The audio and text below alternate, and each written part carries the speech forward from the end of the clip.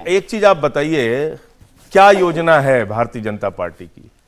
हमारे देश के प्रधानमंत्री ने कहा एक भी भ्रष्टाचारी को नहीं छोड़ूंगा, पूरब से लेकर पश्चिम तक, उत्तर से लेकर दक्षिण तक, चाहे वो हेमंत विश्व शर्मा हो, चाहे शुभेंदु अधिकारी हो, चाहे मुकुल राय हो, चाहे जनार्दन रेड्डी हो, चाहे येदुरप्पा हो, चाहे छगन भुजबल हो, चाहे नारायण राणे हो, चाहे अजीत पवार हो, चाहे प्रफुल्ल पटेल हो, जितने देश के बड़े बड़े भ्रष्टाचारी हैं जिसके ऊपर खुद प्रधानमंत्री ने आरोप लगाया, उनको सबको गले लगा दिया। तब मुझे समझ में आया प्रधानमंत्री जी क्या कहना चाहते हैं।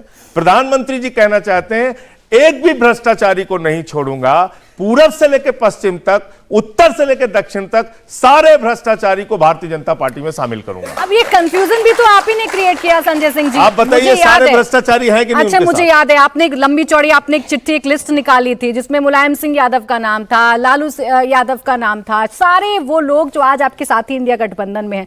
तो आपने भी तो कंफ्यूज कर दिया ना, वो भ्रष्टाचारी थे कि नहीं थे। सबके खिलाफ जांच चली, सबके खिलाफ जांच चली, और आपने ना कोई जांच किया ना कुछ किया, उसके बाद सीधे पकड़ा आदमी को, उठा के जेल में डाल दिया। लालू यादव जी तो कन्विक्टेड हैं। अच्छा एक बताइए, देश के प्रधानमंत्री अगर कह रहे हैं कि टेम्पो में भर भर के नोट पहुंचा रहे हैं अडानी अंबानी, और उन्हीं को अपने शपथ ग्रहण समारोह में बैठा रहे हैं आगे की पंक्ति में, सेना अध्यक्ष पीछे हैं, अडानी अंबानी आगे हैं, तो आपको समझ में नहीं आ रहा है कि हमारे देश के प्रधानमंत्री जी की कितनी बातों में सच्चाई और ईमानदारी है। 70,000 करोड़ रुपए के घोटाले का आरोप, सिंचाई घोटाले का आरोप प्रधानमंत्री जी ने भोपाल की रैली में लगाया, और 3 दिन बाद अजीत पवार को गले लगा के माला पहना रहे।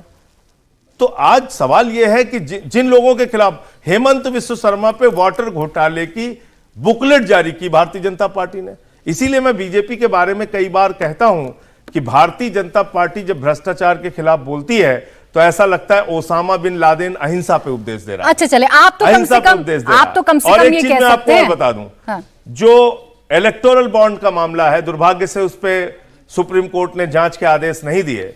अगर उसकी जांच हो जाए, 3,02,000 करोड़ रुपए के ठेके भारतीय जनता पार्टी शासित राज्यों में या केंद्र सरकार के द्वारा उन कंपनियों को दिए गए जिन्होंने इलेक्टोरल बॉन्ड के नाम पे बीजेपी को चंदा दिया।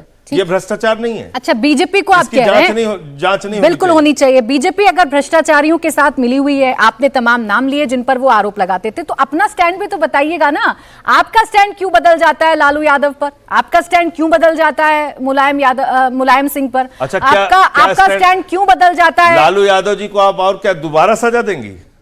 7 साल वो जेल में सजा काट चुके थे, क्या उनको दोबारा जेल में कौन से, तो फिर लिस्ट किस कानून के तहत आप डालेंगे दोबारा? नहीं तो लिस्ट तो आपने निकाली थी ना। नहीं, मैं आपसे ये कह रहा हूं कि एक कानूनी प्रक्रिया का पालन हुआ, सबके खिलाफ जांच हुई, जो सच था सब सामने आया। उसमें किसने रोक लगाया या किसने कहा कि नहीं वो बंद हो जाना चाहिए, रुक जाना चाहिए? और इन्होंने क्या किया? इन्होंने आज आरोप लगाया, कल ईडी भेजी, सीबीआई भेजी, 2 फाइल रखी, बोले ये भारतीय जनता पार्टी की ज्वाइनिंग की फाइल है, ये तुम्हारी ईडी सीबीआई की फाइल है, कौन सी फाइल पे हाथ रखोगे? तो उन्होंने रख दिया बीजेपी वाली फाइल पे हाथ। महाराष्ट्र के अंदर सरकार गिरा दी, कर्नाटक के अंदर सरकार गिरा दी, मध्य प्रदेश के अंदर सरकार गिरा दी, अरुणाचल के अंदर सरकार गिरा दी, पूरे देश में तोड़फोड़ करके सरकारें गिराई इन्होंने। ठीक है, खरीद फरोख्त करके।